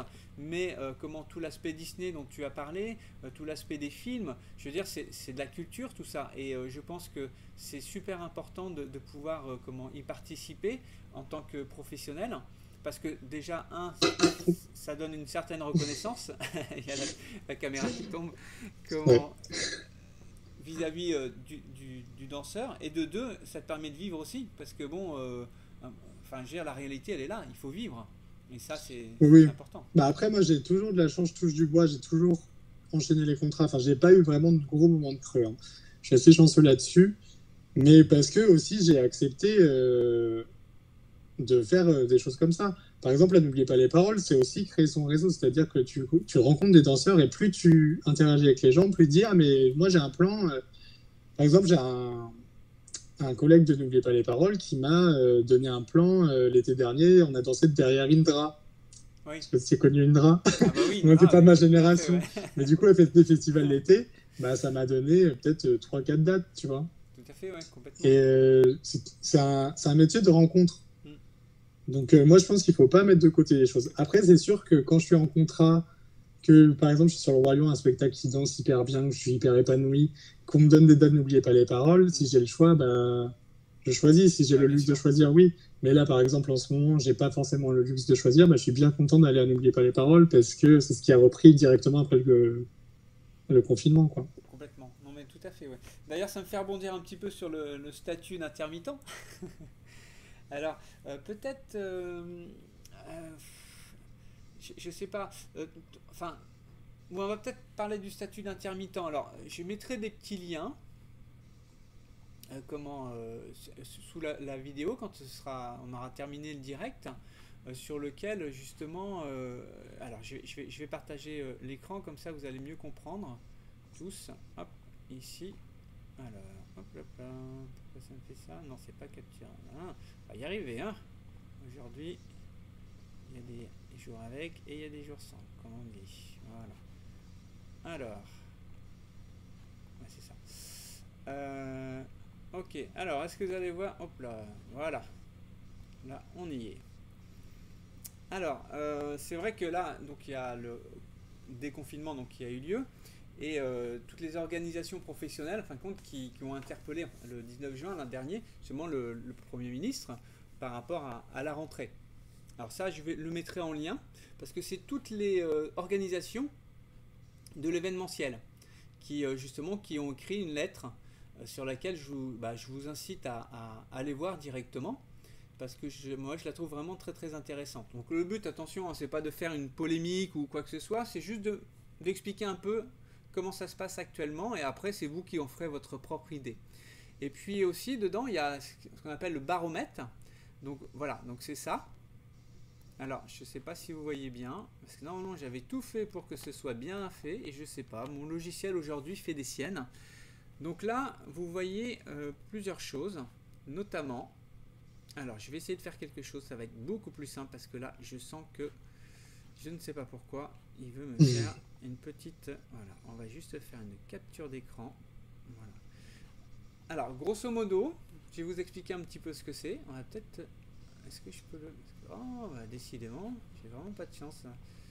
Qu'est-ce qu'il fait comme, voilà, là c'est une sorte de baromètre où on parle des annulations au report. Donc vous voyez le petit camembert à gauche, c'est pour toutes les opérations signées et programmées jusqu'en août 2020. Donc vous voyez quand même qu'il y a à peu près 50% des programmations de tout type, hein, qui ont été annulées. Donc c'est quand même assez énorme. Et 28% qui ont été réalisés ou qui vont être à réaliser. Et les reports, c'est 20%. Donc c'est quand même assez, on va dire, je ne vais pas dire inquiétant, mais disons que c'est quand même vachement important de s'en rendre compte de ça. Et puis aussi, il y a les dates estimées de la reprise de l'activité. Donc on voit bien qu'au troisième trimestre, c'est-à-dire que septembre, octobre, novembre, c'était 9%. Et au quatrième trimestre, là par contre, on va passer à 45%. Ça, c'est les probabilités, hein, c'est des dates estimées. Donc quand on voit un peu le paysage, c'est vrai que on peut être quand même inquiet quand on est intermittent du spectacle, parce que il faut, comme tu disais, les nombres de cachets. Et puis il y a des nouvelles qui sont tombées récemment qui sont pas non plus réjouissantes. La mise aux enchères la mise en vente de Casino de Paris, Folie Bergère, Ouais. de Cirque du Soleil. Tout à fait, complètement. Vous C'est verrez. pas hyper rassurant. Ouais. Non, mais c'est quand même. J'aime pas trop être dans le côté alarmiste, mais c'est vrai que c'est inquiétant, quoi. C'est inquiétant parce qu'on se pose la question, je pense, effectivement, la culture, qu'est-ce que ça représente dans notre pays, même si on a un statut quand même d'intermittent, comme tu le soulignais tout à l'heure. C'est par exemple aux États-Unis, il n'y a pas de statut. Ouais, voilà. Nous, Par exemple, en Europe, tu vois, les Italiens, ils n'ont pas beaucoup de travail, ou alors des conditions très mauvaises, très précaires. Et énormément de danseurs italiens montent à Paris pour travailler et avoir ce statut-là. Hein. Ouais. Parce qu'en plus, les Italiens, ce sont de très bons danseurs. Hein. Oui, en plus, tout à fait. Ouais. C'est vraiment une chance qu'on a. Mais après, bon, le regard de la société sur le statut d'intermittent, on est quand même vu comme des feignants. Tu vois, quand Macron a parlé pour les intermittents, il y a eu un sondage sur le Figaro, il me semble, et quand même, plus de la moitié des gens n'étaient pas pour qu'on ait le droit à un renouvellement de notre statut. C'est quand même hallucinant. Alors que je défie quiconque d'avoir passé le confinement sans regarder de films, sans écouter de musique, sans lire de livres. Complètement. Alors voilà. Ils se rendent pas compte de la place de la culture dans leur vie, peut-être, je sais pas. Oui. Ou alors je me posais la question un peu par rapport à ce que tu disais, c'est-à-dire qu'on montre toujours le résultat, mais jamais comment ce qui s'est passé avant. Parce que c'est vrai que par exemple quand je sais pas, on fait 30 secondes de chorégraphie, c'est pas 30 secondes de répétition. Oui. On passe du temps, et puis comme tu l'as dit, une grosse production comme tu as faite, on n'en ressort pas forcément indemne au niveau du corps, parce que c'est énormément d'implications physiques, quoi. Et ça, c'est vrai, comme on ne montre rien, je pense que c'est un petit peu aussi l'envers de la médaille, c'est-à-dire que ça a l'air facile en fin de compte. C'est vrai qu'un sportif, quand il court, on voit les grimaces, on voit on voit bien les journalistes, ceux qui filment les sportifs, on voit au ralenti, etc. On trouve ça héroïque. En fin de compte, on est c'est super, etc. C'est vrai que si on se mettait à danser sur scène en faisant la grimace quand il y a quelque chose, etc. Bon, ça passerait moins bien, quoi. Donc peut-être que Je dis ça, je suppose, hein, peut-être que c'est pas ça du tout, mais Bah si, physiquement, c'est sûr que moi, je ressens déjà, j'ai des blessures que j'ai un historique de mes contrats sur mon corps. Mais oui, et puis ce qui est dur, c'est de rester constant. C'est-à-dire que par exemple, le Roi Lion, on fait 4 shows par jour. Tu te refroidis, tu te réchauffes, tu te refroidis, tu réchauffes le corps. Il faut rester constant. ouais, Donc c'est aussi compliqué, c'est des rythmes compliqués. complètement. Mais et il faut être là, souriant, à fond, et voilà quoi. C'est show must go on. Ouais, c'est ça. Ouais. Mais oui, après, si tu veux, je peux expliquer le statut d'intermittent pour aussi se rendre compte de la marge du travail qu'on a, quoi. Oui, je pense que ce serait pas mal. Après, bien sûr, c'est ton expérience, hein, on est d'accord. C'est toi ce que tu vis sur le terrain. Là, j'ai montré l'aspect un petit peu théorique. Voilà, il y a des chiffres, etc. Maintenant, comme je dis toujours, je suis pas là pour influencer je veux dire, les gens. C'est à eux aussi de faire l'effort s'ils sont intéressés, bien sûr, de se faire leur propre opinion. Donc, Oui. voilà. Mais c'est intéressant que tu partages, je pense, ce côté-là, surtout pour des jeunes danseurs et danseuses, tu vois, qui nous écoutent ou qui vont nous écouter. Pour eux, je pense que c'est important. Bah moi, clairement, j'ai eu de la chance que mon cousin soit comédien quand je suis arrivé sur Paris et qu'il m'a expliqué le statut. C'est vrai que quand tu arrives et que tu connais personne, tu as des différents sons de cloche, etc. Mais en gros, brièvement, j'ai fait un point d'administration rapide. Pour avoir son statut d'intermittent, il faut justifier de 507 heures. Et on le renouvelle tous les ans. Donc tous les ans, 507 heures. 507 heures, ça équivaut à 43 cachets. Donc 43 jours travaillés. De là, la majorité des gens, ils vont se dire « Ah, 43 jours travaillés, c'est vraiment rien dans l'année pour avoir son statut. » Mais il faut savoir qu'il y a des productions qui payent les répétitions, qui payent tout. Et il y a des productions où c'est forfaitaire. C'est-à-dire que pour un cachet, pour un événement, tu vas avoir une semaine de répète pas payée. Donc finalement, pour avoir ton cachet, tu as travaillé une semaine. Donc Oui. il y a déjà cette réalité-là. Et après, il faut savoir que 507 heures, c'est le minimum. Que nous, plus on va faire d'heures, plus les cachets sont élevés, plus notre taux de chômage est élevé. Clairement, avec 507 heures, si demain je fais 507 heures dans mon statut, je vais avoir beaucoup de mal à vivre à Paris. Oui. Vraiment. J'ai plutôt intérêt à faire 1000 heures ou 800 heures que 507 heures, quoi. Ouais. Donc déjà, ça, c'est la réalité. Et après, ouais, donc tous les ans, on réexamine avec Pôle emploi notre statut. Donc c'est assez précaire, c'est assez stressant. J'étais plus stressé au début. Maintenant, avec le temps, je m'y fais. J'ai jamais perdu mon statut. J'ai toujours fait largement mes heures. Je touche du bois encore, mais j'ai toujours eu du travail. Même là, ça se déconfine et j'arrive. Mais voilà, c'est ça la réalité du statut d'intermittent. Donc après, là, comparé à... Enfin, pour faire face à la crise, là, donc le président a parlé au mois de mai en parlant peut-être d'une année blanche. On n'a pas de nouvelles. Pôle emploi est un peu perdu aussi. Il y a des gens qui doivent renouveler, ils ne peuvent pas renouveler. Il y en a des gens qui ont perdu leurs heures. Donc on ne sait pas trop. Pour l'instant, nos dates d'anniversaire ont toutes été repoussées au 31 août 2021, donc c'est plutôt bon signe. Mais c'est bien au conditionnel, en attendant ce que le décret dira, quoi. Oui, tout à fait. Ouais, complètement. Mais bon, moi c'est tombé, le confinement il est tombé, j'étais à Disney sur La Reine des Neiges 2. Et il est tombé en plein contrat. Je devais danser j'avais signé mon contrat jusqu'à mai, donc j'avais de la chance d'être en plein contrat, donc j'ai eu le chômage partiel. Et j'avais la chance d'avoir déjà mes heures. J'ai déjà toutes mes heures alors que je suis censé renouveler fin septembre. D'accord. Donc moi je suis dans une position où je suis pas trop, j'ai pas trop été stressé par ça parce que j'étais, ok, mon taux il sera plus bas que l'année dernière sûrement parce que du coup j'ai pas pu travailler pendant 2-3 mois. Ouais. Mais au moins j'ai mon statut d'assuré, je suis tranquille, voilà, j'ai déjà mes heures, j'ai eu mon chômage partiel, enfin j'ai été dans le bon cas de figure. J'ai des amis pour qui c'est beaucoup plus compliqué, mais moi j'ai été vraiment dans le bon cas de figure. Oui. Donc et puis là, pour moi, le travail reprend petit à petit. Et j'ai de la chance aussi parce que je suis un des rares aussi pour qui le travail reprend. Oui, parce que j'imagine, oui, tu as d'autres amis, en fin de compte, eux, pour l'instant, n'ont pas de perspective vraiment de reprendre ou... Là, j'ai des amis qui devaient renouveler, qui ne peuvent pas renouveler leur statut pour l'instant, donc on ne sait pas ce que ça va donner. Bon, j'imagine qu'ils pourront. J'ai des amis qui n'avaient pas encore leurs heures et que leur date d'anniversaire de renouvellement arrive là et ils n'ont pas d'heures et ils n'ont pas de travail à venir, quoi. Effectivement, oui. Ouais, donc c'est quand même. Donc on verra, après, on a Pôle emploi régulièrement au téléphone, c'est notre meilleur ami. Parce que quand tu es intermittent, tu es aussi gestionnaire. Hein. C'est trier tes contrats, tes fiches de paye, tes AEM, c'est tes attestations employeurs. Enfin, c'est tout, faut être calé paperasse. Hein. Ah, Et Pôle emploi nous dit que le décret devrait tomber avant le 14 juillet. D'accord. Donc on va voir ce que dit ce décret, mais bon, moi, voilà, j'ai la chance d'être dans le bon cas de figure quand même. Ouais, tout à fait. Ouais. Alors, j'avais une autre question. Est-ce que tu as d'autres centres d'intérêt que ton métier de danseur?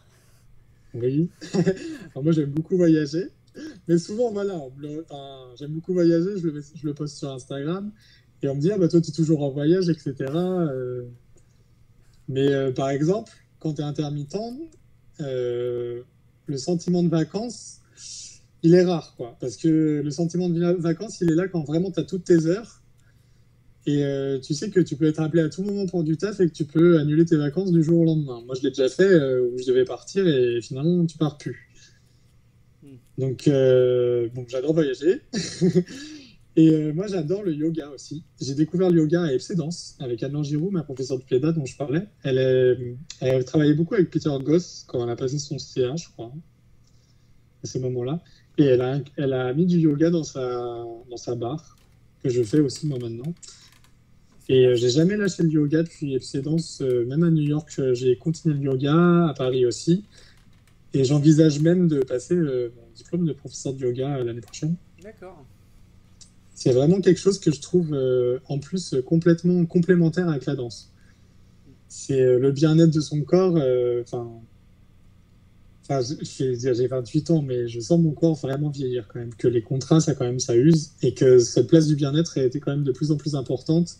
Que la danse est quand même assez rapide et que le yoga, tu prends quand même le temps et de te focaliser sur ton corps, ça me fait beaucoup de bien. Et puis j'envisage une reconversion. Sur ma reconversion, moi, elle est toute faite, je serai professeur de danse, j'ouvrirai mon centre. Mais par exemple, si je dois enseigner jusqu'à 60 ans, si je peux mettre des heures de yoga aussi avec, ce serait peut-être moins dur que d'enseigner 24 heures de jazz dans la semaine, quoi. Oui, tout à fait. Ouais, je comprends. Complètement. Alors, justement, tu parles de ton métier de professeur, éventuel, futur. Justement, donc je voulais te poser la question. T'envisages ça quand? Enfin, un moyen, un long terme. Alors moi je prévois assez les choses quand même. J'ai toujours suivi ce que je voulais faire et c'est assez clair chronologiquement dans ma tête. Je m'étais dit que je voulais être au moins à Paris jusqu'aux Jeux Olympiques. Parce que je pense que ça va être une expérience inédite et qu'il y a moyen qu'on ait du travail. Il y a les 30 ans de Disney aussi qui arrivent, ça va être fort. Donc ça, je veux les vivre absolument. J'aimerais peut-être avoir aussi une expérience de capitaine, dance captain. D'accord. Donc organiser les répétitions, transmettre, etc. Et donc j'envisagerais ça vers mes 34 ans. Quoi. De toute façon, après 34 ans, c'est compliqué d'avoir du travail dans le commercial, sachant qu'on est aussi pris sur le physique. Hein. Il y a cette réalité-là. C'est sûr, c'est vrai. D'ailleurs, on parle d'enseignement. Je sais que tu donnes des stages de danse. Alors, je peux te proposer, c'est qu'on regarde un petit extrait que tu m'as envoyé justement sur une intervention sur des stages de danse et puis après on en discute. Ok. C'est parti. Je n'ai rien de particulier. Je suis un homme ordinaire avec des pensées ordinaires et une vie ordinaire. Aucun monument ne m'est dédié et mon nom sera vite oublié.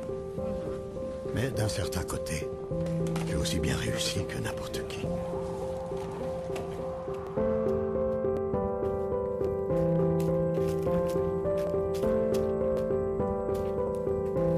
want to dance with me? Sure. Now? Here?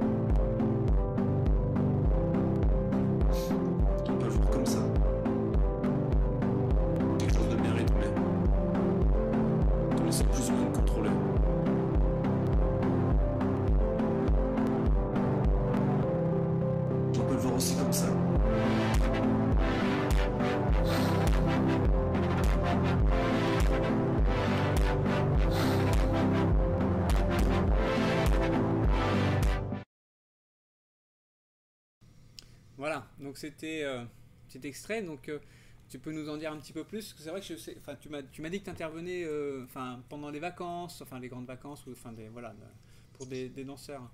Oui, donc moi j'enseigne de manière ponctuelle dans plusieurs écoles en France. Je donne que des stages où j'interviens pour faire des chorégraphies, pour des commandes, pour un concours, pour un final de spectacle, etc. Du coup, moi j'ai eu mon DE en 2012, mais j'ai tout de suite donné des stages, donc grâce à ma première prof, Cathy Chrétien, qui m'a toujours fait intervenir dans la région vantaise. Et puis ça a fait effet boule de neige, c'est-à-dire que plus mon CV s'est rempli, plus je suis devenu intéressant pour forcément les écoles de danse, quoi. Et donc ça a d'abord commencé par la région vantaise. Donc il y a Laura Conan qui m'a invité en stage. Ouais. Il y a Aurélie Menuet, elle m'a fait intervenir dans la formation EAT, et puis elle m'a demandé de la remplacer quand par exemple elle partait faire des rencontres chorégraphiques, je remplaçais ses cours de manière très ponctuelle, tu vois. Oui. Julie Lamoureux, pour qui j'ai fait une chorégraphie pour ces préparatoires-là pour les concours, qui m'a demandé un final aussi, je donne des stages. Aurélie Séridu aussi, qui est vers Auray. Oui. Et Laurence Autray. Donc, tout ça, ça a été le noyau de Vannes. D'abord, ça a commencé par ça et ça fait effet boule de neige.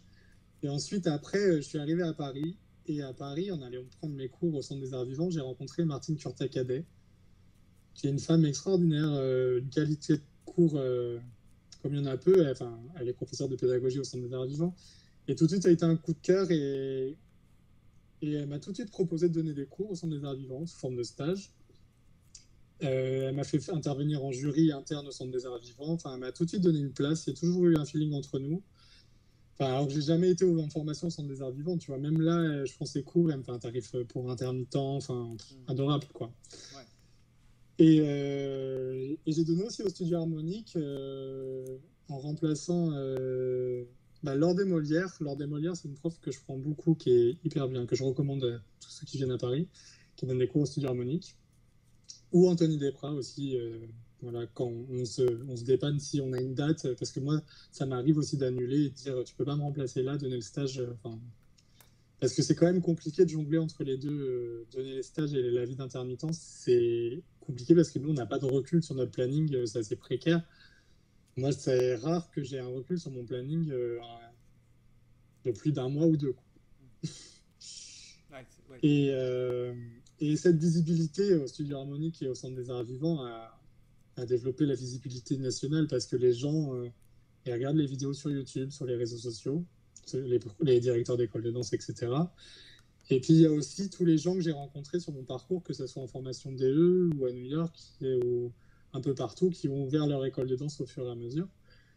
Donc là, la vidéo, ça se passe chez Christine et Chloé Darnay. Chloé, je l'ai connue en formation à FC Danse à Montpellier. Donc j'interviens tous les ans chez Chloé. Il y a aussi des gens que je connais pas qui m'ont contacté directement sur les réseaux. Je pense à Gaël Sola, qui a le studio Tendance en Corse, Ajaccio. Et voilà, je suis intervenu là en Corse en octobre. Super sympa, super bon feeling. Tu vois, on reste en contact, on s'écrit assez souvent.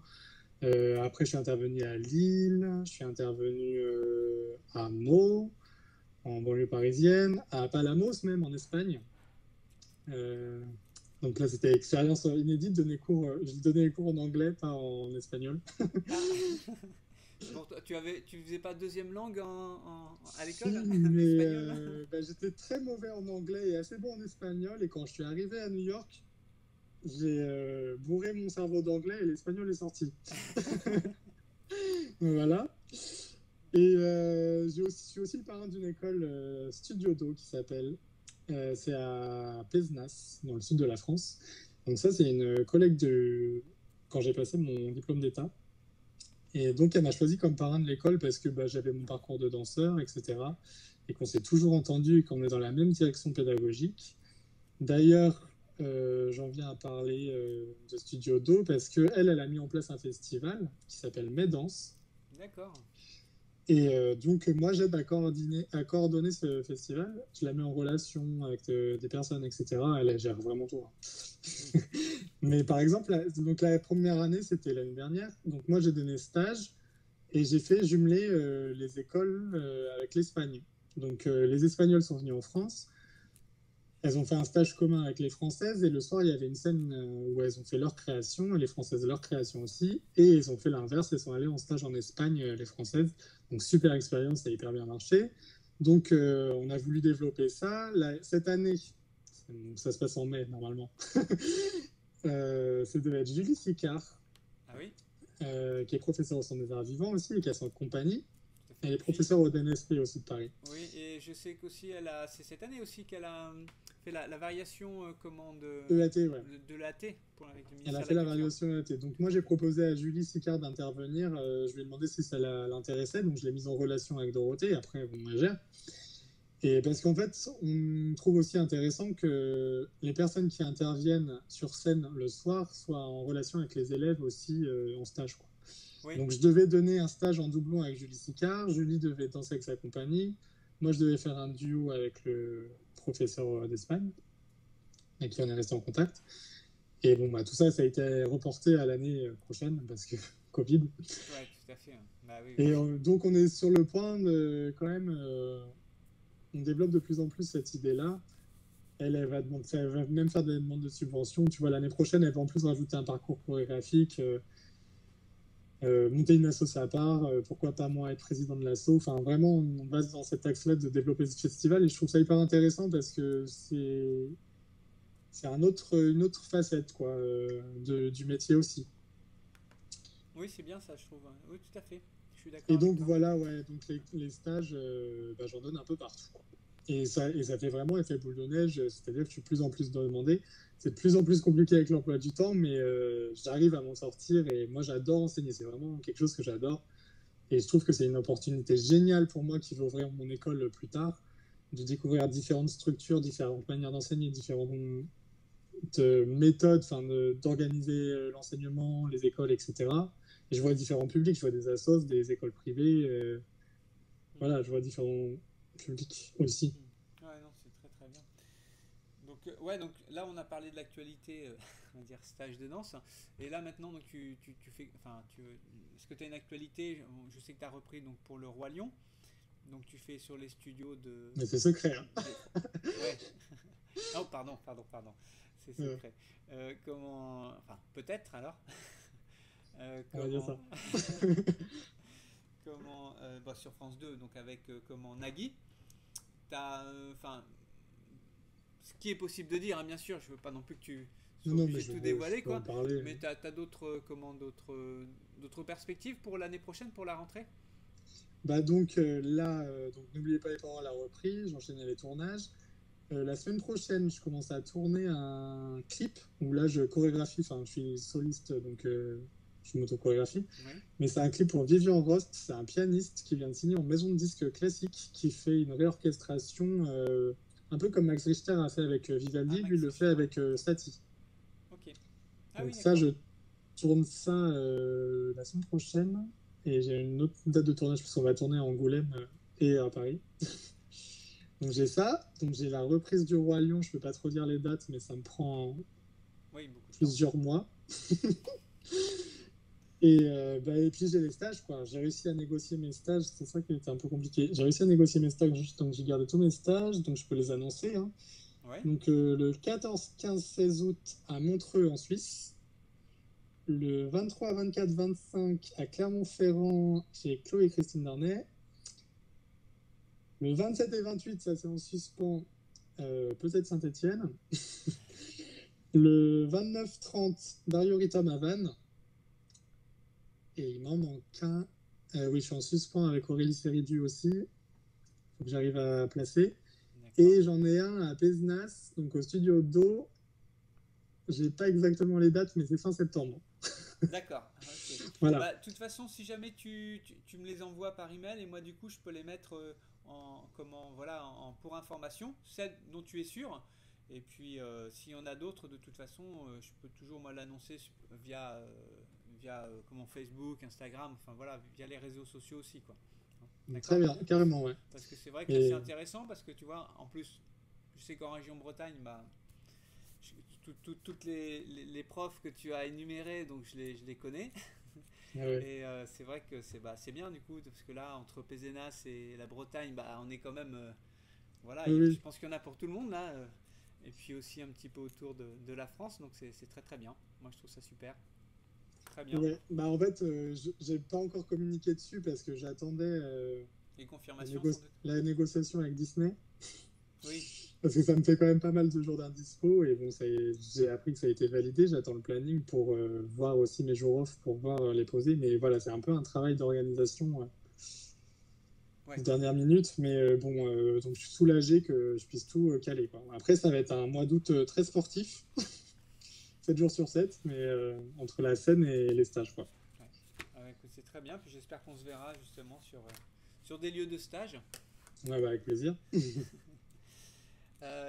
Alors, du coup, écoute, je pense qu'on va. On a beaucoup échangé sur. Je te remercie vraiment beaucoup pour ton partage d'expérience parce que c'est vrai que je pense que ça va éclairer beaucoup de monde. Ah, merci à toi pour cet échange. C'était intéressant de rencontrer des gens. C'est avec grand plaisir et je pense que c'est super important. Après, comme je disais, c'est vraiment une petite échelle. Hein. Voilà, j'ai commencé en décembre. Je pense que c'est important qu'on puisse échanger, que ce soit justement pour toi en tant que danseur, en tant que professeur. Là, tu parlais justement de ton amie qui est à Pézenas. Si elle a envie d'en parler aussi, au moment de l'événement, elle est la bienvenue aussi. Voilà, enfin, j'en profite en même temps pour lancer un appel pour les gens qui ont vraiment envie de partager simplement les choses. Bah, carrément, ouais. La chaîne est faite pour ça. Voilà, là je pense que pour terminer, j'ai une dernière petite question pour quelqu'un qui voudrait se lancer justement en tant que danseur. Qu'est-ce que tu pourrais lui conseiller, donc soit danseur ou danseuse, hein, bien sûr. Voilà, qui je sais des fois ont plein d'étoiles dans les yeux en disant moi je vais être danseuse et puis voilà, qui se font une idée un petit peu pas erronée, mais je veux dire voilà, enfin le bon côté des choses. La réalité. Là, voilà. Alors je lui dirais qu'il va falloir être sûr d'être passionné, qu'il va falloir être solide, les épaules solides, que il y a différents chemins, qu'il n'y a pas d'échec, que c'est que des expériences de vie, que maintenant de toute façon tout le monde a 36 vies dans une vie, que les reconversions sont possibles. Donc je lui dirais de tenter, parce qu'il ne faut pas vivre avec des regrets. Mais par contre, si tu tentes à 200% et tu t'investis à 200%, il va falloir travailler très dur, c'est sûr. Après, sur la formation, je lui dirais trouver un centre de formation qui lui convient, qui lui correspond. Et pour ça, il va falloir qu'elle soit curieuse ou curieux. Parce que comme on l'a dit, plus ça va, plus on nous demande d'être pluridisciplinaire, que ça soit dans la danse de compagnie ou dans le commercial. Donc même tout style de danse, mais aussi chant, théâtre, acrobatie, ça c'est très demandé. Donc je lui dirais d'être curieuse ou curieux. Je lui dirais qu'il va falloir mettre son ego de côté à certains moments, qu'une fois arrivé sur le marché du travail, il y a beaucoup de monde pour peu de place, que les choix de directeur casting, on ne sait jamais, ils ont tous des critères différents. Un coup, ça peut être... c'est pas forcément la meilleure danseuse qui sera prise, ça peut être la plus belle, ça peut être la plus grande, ça peut être celle qui est le plus en vogue, qui a les meilleures relations, il y a le côté relationnel aussi. Donc il faut prendre du recul avec ça, parce que les auditions, c'est quand même une épreuve, on est jugé quand même à nu, et c'est quand même dur, il faut prendre le recul avec ça, mais ça prend du temps. Mais je lui dirais que quand même, si tu arrives à en vivre et à vivre des expériences, le jeu en vaut la chandelle, parce que nous, on vit pour des sensations. On aime sauter, tourner, danser. Et alors là, elle ne sera pas déçue parce que c'est quand même un métier de sensation. Les bas seront très bas, les hauts seront très hauts. On rencontre beaucoup de monde, ça brasse beaucoup de monde. On crée des liens très rapidement sur les contrats. C'est comme un métier passion. C'est rare de faire un métier passion. Et avoir des frissons en faisant son métier, c'est quand même incroyable. Donc... Ouais, je lui dirais de tenter, mais je la mets en garde, ça sera pas facile, mais voilà. Ok, écoute, je crois que c'est clair, ça a le mérite d'être clair, c'est très lucide et en même temps... Et je lui dirais aussi d'être vigilant sur le choix, enfin sur la qualité des cours qu'elle prend ou de la manière dont elle veut se former, Parce que le corps, c'est quand même ton outil de travail à partir du moment où tu te lances dans cette carrière-là et que t'en as qu'un corps, quoi. Et il faut aussi bien s'orienter, c'est-à-dire qu'il y a quand même deux voies dans la danse, enfin, sur la danse jazz, mais il y a la voie de la compagnie, où tu vas aller plus vers du jazz et du contemporain, et il y a la voie plus commerciale. C'est pas forcément la même orientation pour les formations. Après, l'un n'empêche pas l'autre. Moi, j'arrive à un peu en faire les deux, mais il y a toujours un dominant dans ta carrière. Moi, j'ai un dominant plus commercial en arrivant à Paris. Mais voilà, j'arrive à faire les deux. Donc, il faut aussi être bien orienté. Mais pour faire ses choix, voilà, faut être curieux. Il faut aller prendre des cours, il faut savoir où on va. Mais c'est en testant qu'on sait où on va. Oui, tout à fait. Tout à fait. Comme tu as dit, il n'y a pas d'échec, il n'y a que des expériences. Voilà. Et le test, ça fait partie de l'expérience. C'est-à-dire que voilà, si tu risques pas quelque chose, il ne va pas se passer grand-chose. Voilà, qui ne tente rien à rien, comme on dit. Je pense pas qu'il faut vivre avec des regrets. Il faut tenter le truc. Et puis, si ça marche pas, il y a toujours moyen de trouver une profession avec un pied dans la danse. Ça peut être ostéopathe, prof d'histoire de la danse, professeur de danse dans la production, le casting, la régie. Il y a plein d'autres possibilités. Donc, si ça marche pas, bah, tant pis, t'auras tenté, mais il faut se donner à 200% pour que ça marche, ça c'est sûr. Et puis voilà, si ça marche pas, c'est pas la fin en soi, ce sera une expérience de vie, il faut pas le vivre comme un échec. Et il y a d'autres possibilités, quoi. Oui, tout à fait, complètement. Bah, écoute, je te remercie beaucoup. Et puis je pense aussi pour les parents aussi dans leurs futures décisions, orientations par rapport à leurs enfants, bah, ça leur permet aussi peut-être ça leur permettra pour ceux qui écouteront aussi de se dire bon bah effectivement il faut accompagner, parce que c'est vrai que comme tu disais, notre métier de la danse en général, que ce soit comment danser mais aussi enseigner ou on va dire le spectacle, bah on montre le côté magique avec les paillettes tout, mais bah derrière il se passe énormément de choses, et je pense que ce soir on a parlé une partie de ça, et c'est important d'en être conscient. Voilà, bah écoute, c'est avec toi Baptiste qu'on va fermer cette saison.